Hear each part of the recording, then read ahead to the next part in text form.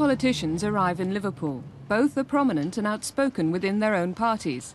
Neither are afraid to speak their mind. Answer me a question. Why does it cost 4 times as much to empty the bins in this city as anywhere else? Now, the point of the fact is... Edwina Currie, Liverpool born and bred, famous for a row over eggs and for telling northerners what to eat. Workers in the city, the workers get nothing. Everything's getting deprived in Liverpool, the jobs are going and everything. I've got no work to do.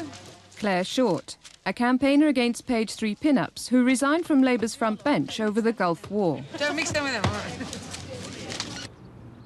World in Action invited them to visit Liverpool at a time of crisis. In the week of a bitter fight over council redundancies, a by-election involving a showdown between Labour and Militant, and the 10th anniversary of the Toxteth riots, we challenged them to seek solutions to Britain's inner city problems. It's very beautiful. I mean, much grander than most people imagine. The people are special and sparky and warm. There's something very heartwarming about Liverpool. It's very handsome. And then this sort of silly mess occurs because nobody's bothered. Nobody notices. People just walk past it. It's somebody else's responsibility. At the turn of the century, Liverpool was a booming international port with a fine reputation. After World War II, the docks declined and the population shrank from 800 to 400,000. In the 1980s, the Liberals lost power and the Labour Council fought with the Conservative government over how to put the city right. Militant-backed Hatton defied central government and continued to spend. Heseltine brought plans to attract private money and a controversial urban development corporation.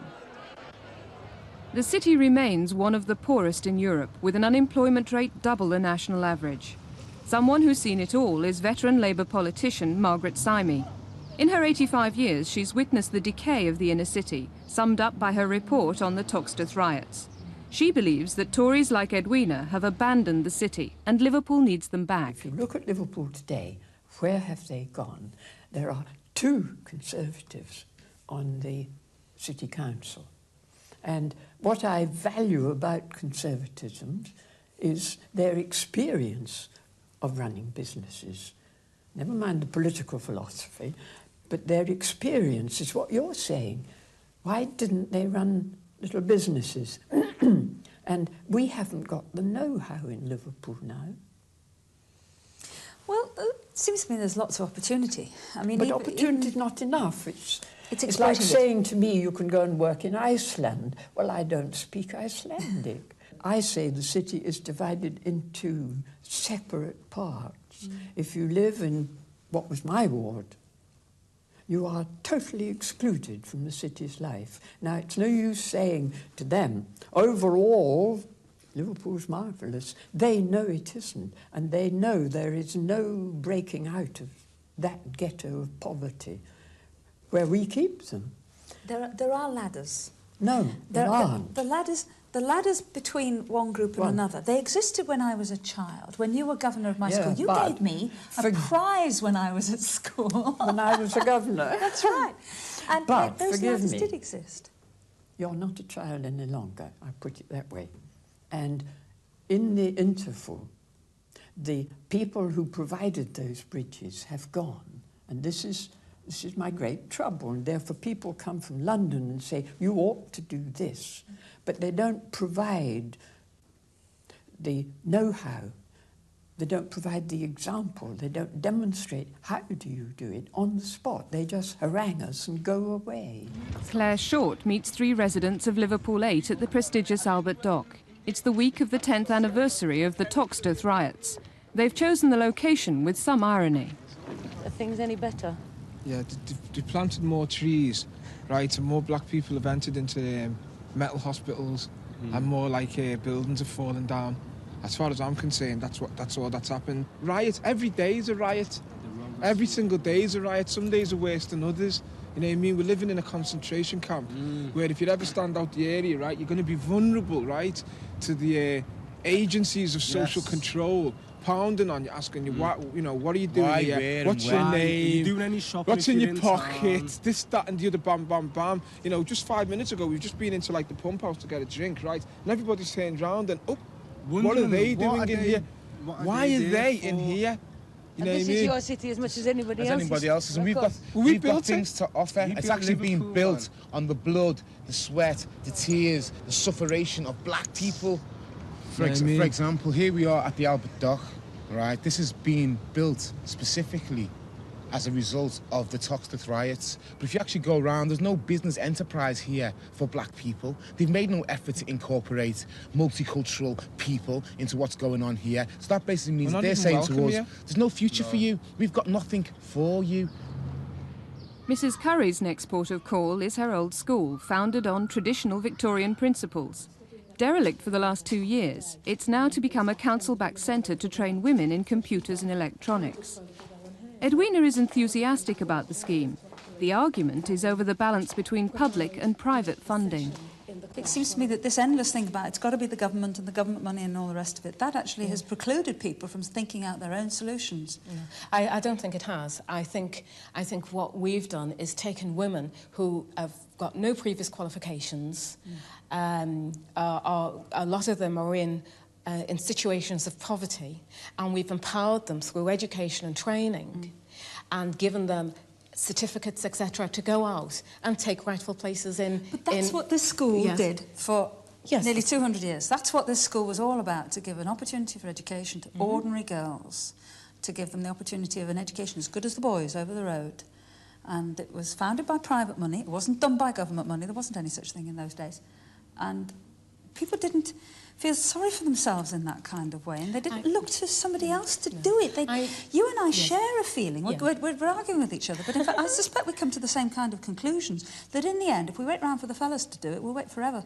We've got to do it ourselves. I do share that view with you, but I have women who do not feel sorry for themselves at all, but they suddenly, when they see what we're able to offer, see a way out of vast problems that they've had in their lives and see a light, and it's wonderful to see women empowered, and it's a simple mechanism that we do. It's not that the women haven't got the ability, they have got the ability. All they need is the right environment, the right structure, and you bring all that out of them. There have been initiatives in the past to rescue Liverpool. Merseyside Development Corporation was set up in the 80s. It bypassed local democracy and planning regulations to try and attract private sector money into Liverpool. Ms. Short goes to visit one of the Development Corporation's success stories. McIntyre and King relocated into the area and benefited from government grants. The firm employs 200 full-time staff and up to 300 casuals, packing for mail orders. Clare gets stuck in. I'll fold them for you with pleasure. Tell me how much you get for doing this. Well, it all depends what the job is, really, because they're all different price jobs. So what about this particular job? This one's about £8 a thousand. It's not a very good hourly rate, is it? It's disgraceful, isn't it? So what are we going to do about it? Well, I don't know, because it suits me down to the ground. I can feed myself what time I come in and what time I go home. So it's casual, so it suits me. How long have you been doing it? About 9 months. And how often do you come? Every day. Monday to Friday. You've got these all trained the wrong way, madam. Well, I'm sorry, you haven't trained me properly. I'll be good if you show me how to do it, all right. That way. Yeah, tell me about Liverpool. You tell me, you're on the up and up. I'm not educated like you. Oh, come on. No, I'm not. So you tell me. Well, you know what happened. We had the Thatcher government. They smashed up the country. My city went down the tubes in the early 80s. We lost millions. They never went down the country years ago, did they? And when Labour were in, they never went down the country. It's only since Milton's been in Liverpool in the council. No, I mean, Militant gone the way it is. No, Militant, they stink. They want to throw stink. It out. I agree completely. They absolutely stink and they want throwing out. But that's not the only issue. We know that. Not the only issue. Right. It's job involvement as well for young ones. I mean, why are these young ones doing casual work in here? Because they can't get a decent job, can they? Sure. I mean, you wouldn't work like this, would you, for this money? Well, I would if I had nothing else, which is what you're saying. Well, why should they have to do it? Well, no one should work for less than £3.40 an hour. Clare goes to see the managing director to tackle him on the low piecework rates in this showcase factory. Well, obviously it's good that you're a big and growing, thriving company, but when I was talking to the women downstairs, and I asked them about the wages, I mean, the hourly rate for certainly the casual workers is very low indeed. It can be, yes, it can be. If they, in many ways, because they're on piece rates, they're paid for what they can do. What we can pay them depends upon what we get paid by our clients. And it's a very, very competitive business, where in many ways you're tendering job by job. I mean, people said this pattern you have that they can come in the hours they want and fit them around children and things. It's obviously very desirable. Yeah. Yeah. So all these things are good. It's just the rotten low wages worry me. More as well. I agree with you. But if they can walk down the hill from Toxteth and come into work when the kids have gone to school, they can pop home if they've got an aging parent at home for lunch, come back again, do some more work, go back and get the kids from school, all that sort of thing. Take off the whole of the summer holidays if it suits them. So, yeah, it provides it meets a social need, as well as provides some income and maintains employment in Toxteth, because I think we're by far away the largest employer in Toxteth. So when we get the national minimum wage, you'll be a perfect operation. Yeah, pay good wages and have That's right, yeah, if everybody has to pay the same, yes. Yeah, I've got no problem with that. Right. Yeah. Mrs. Currie has set out to explore the Albert Dock, the jewel in Liverpool's waterfront, a development corporation scheme of shops and restaurants which attracts 6 million visitors a year. But all is not well. Rents for a small shop have jumped from £10,000 to £15,000 a year. Many retailers are selling up and leaving. The Albert Dock was conceived as the greatest and most ambitious retailing development in this country and Europe, in my opinion. And here we are within 6 years, it's now becoming a graveyard for the small retailer, unfortunately. Lovely development, though. It's unbelievable. And we'd rather have it than not have it, wouldn't we? Well, I would rather stay than leave, but unfortunately I've made the decision I'm having to go. I'm left with no alternative. I think the Albert Dock's absolutely marvellous. And I know it quite well. I come here with my mother whenever we're in Liverpool. But they're running into trouble if they let the shops go. And I think they really must emphasise that the shops are very important. And that means making sure the rents are low enough to keep people here. Perhaps charging a small entrance fee when people come in. That will pay all the security and all the window cleaning. Perhaps charging for car parking. Otherwise, people roll up, park the cars, walk round, have a cup of tea, spend nothing and go home. Well, it's just going to be empty if that carries on. And then they'll be busy asking for more government grants to open it up again. Another focus of regeneration was the £13 million Garden Festival. It had a successful summer in 1984, but the site has been locked up ever since. Along with Michael Heseltine, the leader of the Liberal Council in the early 80s claims responsibility for the scheme. It was part of Sir Trevor Jones's vision for Liberal politics in Liverpool. It was a great success, right up until the time that it finished. When it closed, of course, the plan then was to hand it over to the City Council, who were going to develop it as an international sports and leisure centre. And what happened? And what happened was that Mr. Hatton and co., and this is a tragic thing, is that because it was our idea and we as the Liberal Party would get the kudos for it, so they perceived, that it had to be frowned upon, and they just turned their back and walked away from it. It was a prestige thing. Michael Heseltine had his reputation on the line. If it failed, then he would be seen as a failure. I don't think he did it for the people of Liverpool. He did it in order for the greater glory of Michael Heseltine, and he claims the credit for it. But it's got to be not just prestige developments, it's got to be really what I call at the coal face. It's got to be for the more mundane and the less glamorous manufacturing businesses to Jobs try and for build. ordinary people is the key thing to build Oh, up this absolutely. city. Absolutely. And the prestige projects are all very well, but they're not generating jobs for ordinary people. They don't put a loaf of bread on many tables. Mrs. Currie has an appointment to meet the Liverpool bin men. They've recently heard that the council has contracted their work out to the private company Onyx. It's 8:30 in the morning, and we've been waiting here in the cold for over half an hour. The bin men all clocked in at 8 o'clock to come and clear the bins and the bags, and then they decide to have a union meeting, and they're still at it. And they're discussing who's going to be working and who's not going to be working. And meanwhile, none of them is working. Not one of them is working. They're busy having a union meeting and being paid for it in city time. And I think that's one of the reasons why this lot are not going to be working after Onyx takes over. The men don't know whether they'll be paid or not. Their meeting is long and difficult. They've just had notification of redundancies. An hour later, they invite her into the depot. The reason we've lost the pay this morning, I don't know if you're aware of it, but all these men here are being made redundant. They're going on the dole. Now, there's a number of questions that need to be answered. You need to ask questions like, how much will I get on the dole for my wife and kids? Yeah, but let me... How much Sure. redundancy pay am I going to get? Yeah. Why have I been made But redundant why and do they have others? to do that in working time?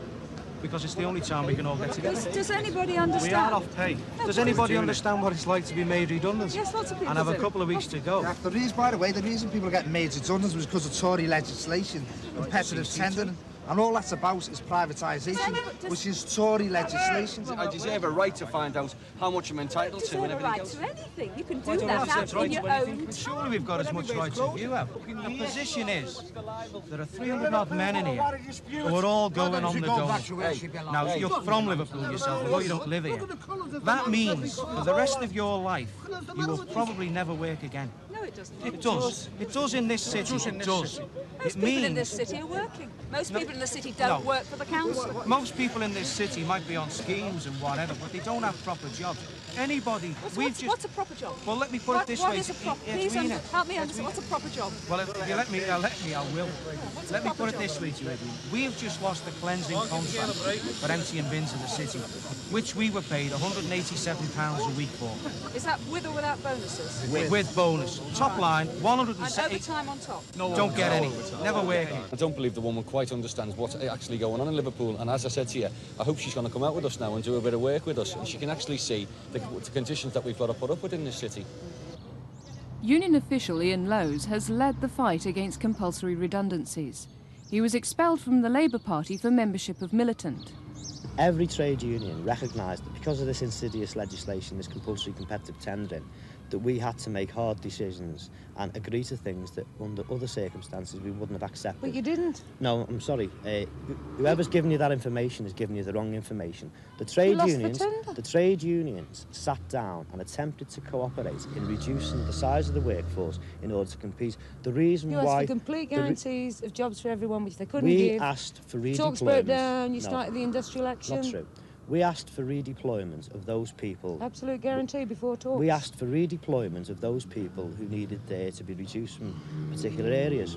Haven't you lost, though? No, we haven't lost. It's not a question of winning or losing. Let's just come on to your this tender. members are losing their Let's jobs. just come on to this tender over Onyx. Onyx submitted a lost leader bid. I would like to see a Labour government that carries out socialist policies. I would like to see What a does Labour that mean? government. What do you call Well, socialist I would like to policies? see a Labour government that acts in the interests of the working class in the same way that Thatcher acted in the interests of the ruling class. And if Neil Kinnock fought half as hard for the likes of us that Mrs Thatcher fought for her people, then Neil Kinnock would be the greatest leader this party's ever seen. But he's not prepared to fight on our behalf. You're living in a sort of fantasy land where we can take on the state and overturn it in Liverpool and defy the tender and not have the redundancies, and that was nonsense. No, it's not a We question want of to win the election and, yes, have better local government and have better conditions for workers throughout the land. But we also want good public services for people.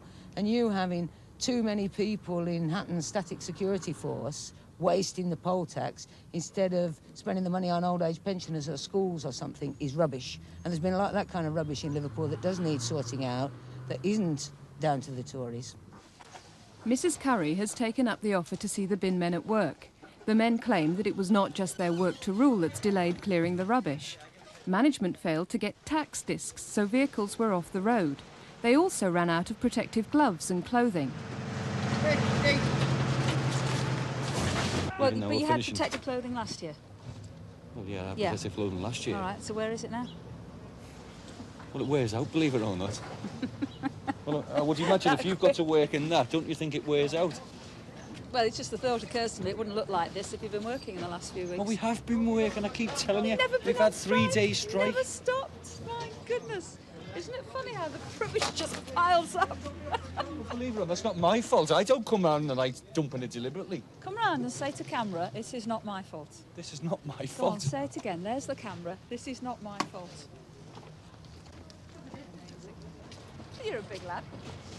No, I'm not denying it, but what I'm saying is that you seem to think that we're all lazy, and I'm saying you start picking these up. You're actually sweating. I'm actually sweating now. It's a hard manual job. Oh, I'm sorry for your love. You don't appear to be very sorry. Clare heads for the waterfront. A mixture of taxpayers and private money has created a luxury marina complete with clubhouse and restaurant.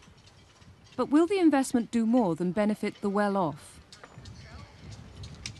We're sitting in this marina and you say it's for yuppies and for... I'm glad it is, actually. Let me explain why. No. I know, but let's accept her argument. Let's accept Claire's argument. True. There might be a few others who come in. I am delighted that I'm able to talk to an investor who is thinking of bringing some money into Merseyside, a senior person, right, and able to say to him or her, yes, I have got a marina there where you could actually tie up your boat, and it's within, what, half a mile from the city centre. And this has got to have some form of economic impact. If you have to drive on the to work future every day, you can go past a nice park, through a nice environment, nice waterside, see a nice promenade, a few boats bobbing on the water. You'll get to work feeling better to start with. Yes, but look, I understand what you're saying. I like it being beautiful. But if in your city you've got lots and lots of people having a really hard time getting enough money to manage every week, I think they look at this and say, did my poll tax go into that? Did my taxes go into that? Where is there anything for me? You know, that is a typical statement from a Labour Party person. True. I don't want to be political, but this is nonsense. Absolute nonsense. No, come on. Not at all. I'm not smug about this. This has cost me, personally, and my company, and our fellow directors and shareholders a lot of money. We've taken a tremendous amount of risk to create something here which I believe is different, which I believe is a positive asset to Merseyside, and Liverpool in particular. And you're going to make a lot of money out of it. We are hopeful that sooner or later, and it looks like being later rather than sooner, we are going to make some money, or at least break even.